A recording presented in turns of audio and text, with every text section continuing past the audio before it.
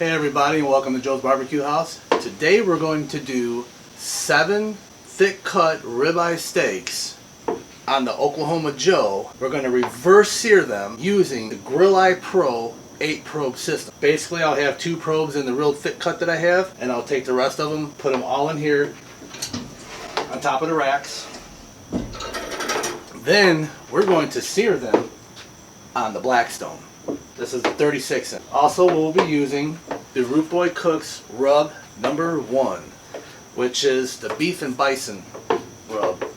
I'm going to get this Oklahoma Joe fired up because it is late tonight. I am going to go ahead and put 1 split in the charcoal basket and fill the rest up with the blue bag Kingsford charcoal. I'm going to get this baby fired up and we're going to get this cook on the road. And stay tuned, because not only am I going to be redrawing the winner from the last GRILLEYE Pro giveaway, but in this video I'm going to give away another one. And all you got to do is put hashtag GRILLEYE Pro in the comments below for your chance to win a GRILLEYE Pro meat thermometer. Pretty cool, huh? Very simple. You can leave a comment as well, comment what you like, but just make sure in your comment you leave the hashtag GRILLEYE Pro. I'll put an example in the description.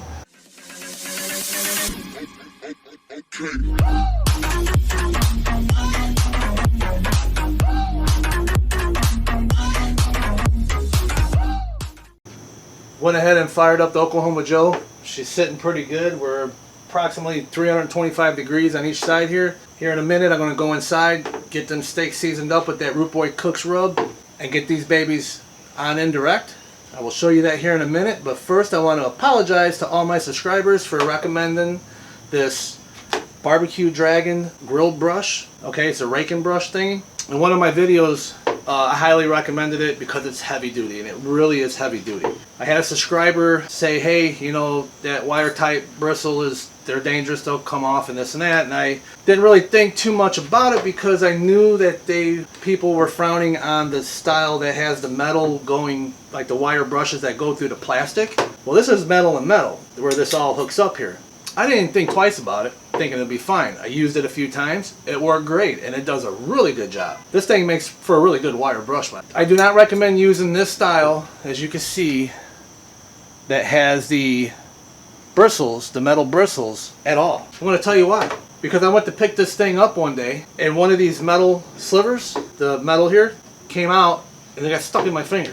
I mean, it didn't hurt, but I mean, it didn't tickle either. So I just pulled it out like nothing, you know, I'm gonna wash my hands, whatever, and immediately decided never will I use this style brush again. Now I use this style brush. I've been using this one for quite some time. This here has like a mesh, so there's no way to get, you know, that'll but they work okay on the grates. This one's an easy function. I got it on Amazon. I think I paid like 20 bucks for it. I had this for a while. I just really don't care how it cleans grates, but it works and it's safe to use.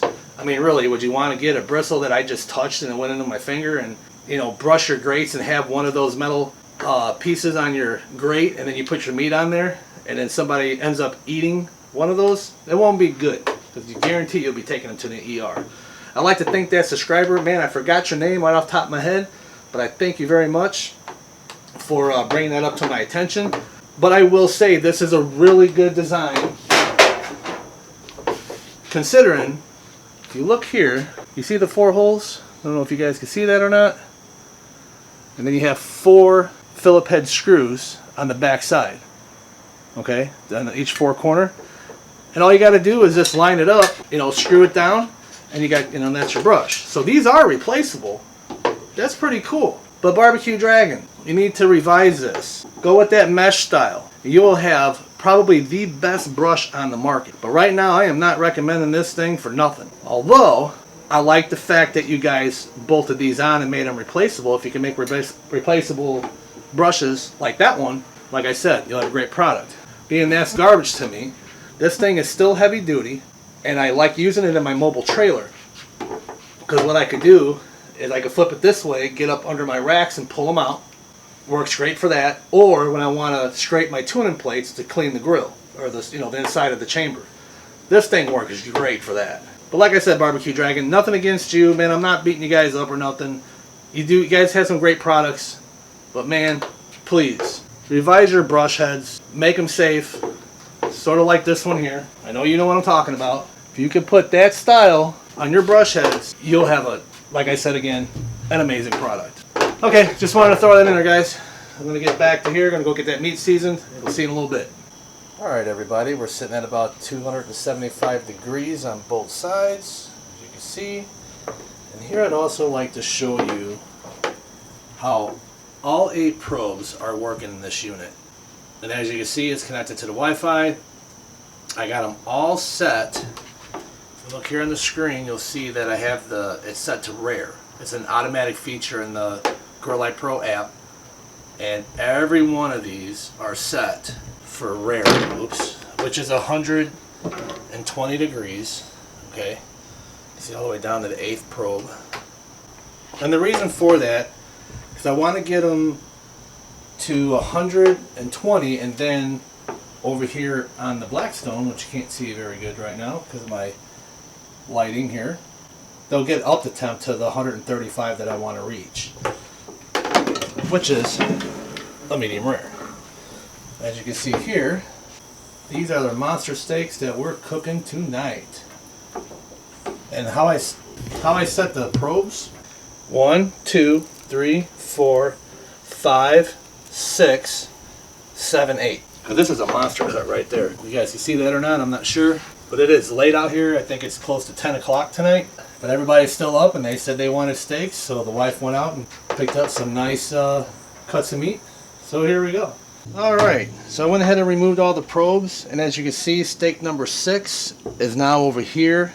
And the reason why, because that thing cooked fast. I got a hot spot right here. So let's go ahead and check some of the internal temps. I was looking to get 120 inside of these steaks, and as you can see, 127, 130. Yeah, I overshot it a little bit. This one here is pretty much right on, looking at about the 120. This one here, looking good. About 115. This one here, about 120. This one here was cooking a little fast, but you know, 136, so it's fine. My kids actually like them medium well, and so does my wife. I like them like a medium rare. This one here is about 120 on this one here as well.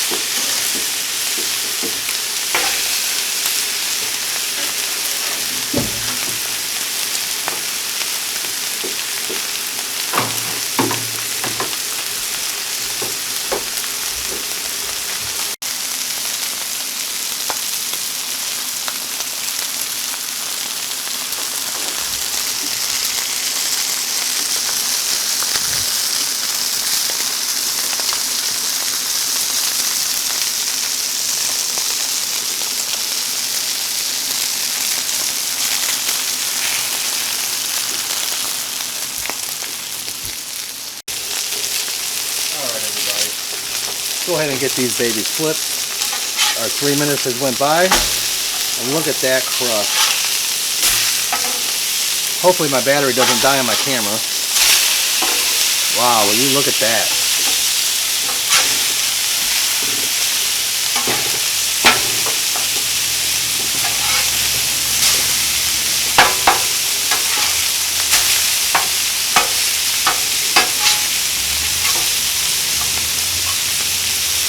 Okay guys, I'm going to set my timer for another 3 minutes, and we shall return.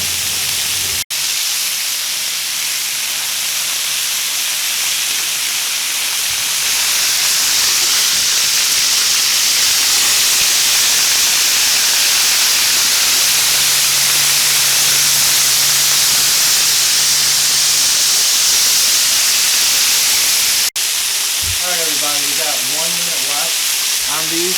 Sorry if the audio is a little loud. I just want to check the internal temp, and we're looking like we're right at 100 and almost 40 degrees there. 129, 127. This one here, ooh, still got a while to go. 130. 135. These babies are about done. So 1 more minute, I'm going to go ahead and pull these off. Maybe sprinkle a little bit of brown sugar on them. Alright everybody, as you can see that I sprinkled some brown sugar all over the top of these steaks.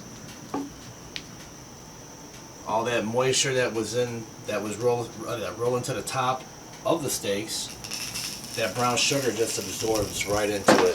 Here, I'll give you a little example.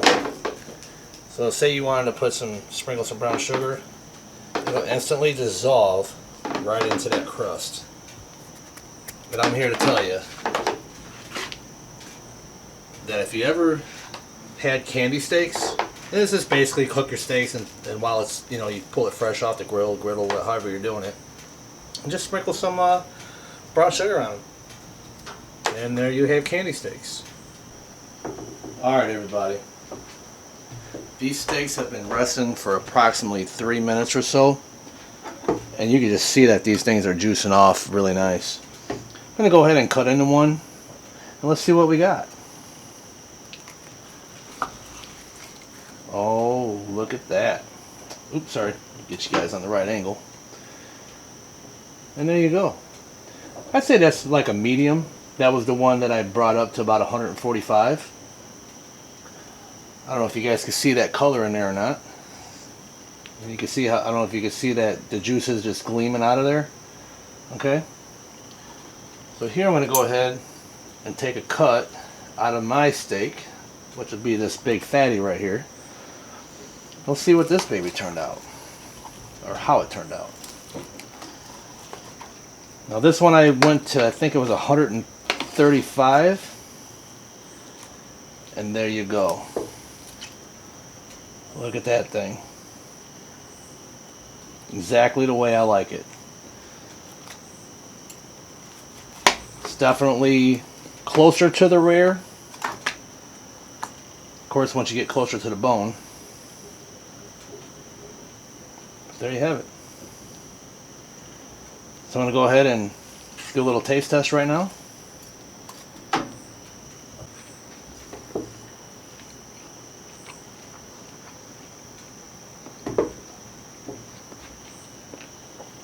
What's really nice is that root boy cook, that rub number 1. My God, it's really good on beef. I'm going to dip some of that in some of these juices. The crust on there was perfect. The sear from the Blackstone. I used oak for my wood flavor, and you could definitely taste like a hint of smoke flavor. Not robust, nothing like heavy, but I'll tell you that root boy cooks. And then oh, I also didn't mention that I did throw some coarse black brown pepper over the top because I like my steaks with pepper. So I just added a little coarse ground black pepper to it. But this here, wow, it is really good. It's tender, it's juicy. And that brown sugar just capped over the top at the end gives it that nice sweet touch to it. Nice. Wow. My God, that is so delicious. Alright everybody. Well, there you have it. Reverse seared ribeye steaks. Only took about maybe half an hour total.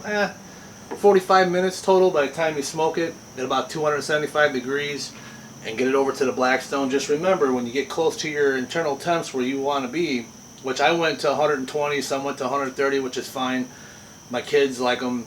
We all like them a little different, so we have a variety here. Fire up your Blackstone once you get close to your temperatures, or however you're going to sear them, because you want to be ready for when them temps come. Throw them on that, however you're going to sear them. Took about 3 minutes on each side. You just, once they're done, put them on your platter or wherever you're going to put them on, and just sprinkle some brown sugar on them. And just let them sit for about 3 to 5 minutes, and that's it, and then start serving. I want to get these bad dogs in the house. For one, it's late. For two, these are going to be good. Also, don't forget, hashtag GRILLEYE Pro, and that'll get you entered in to win that A-probe system that I used tonight. And that thing is phenomenal. It's a really nice device to have for when you're cooking a lot of meat. You don't have to use all 8 probes. As you can see in my other videos, I've only used 2, sometimes 4. Just whatever you want to use that device for. If you liked the video, well, smash that like button. If you learned anything today, subscribe, because I got plenty more videos coming out. Share to your friends. And have a great day.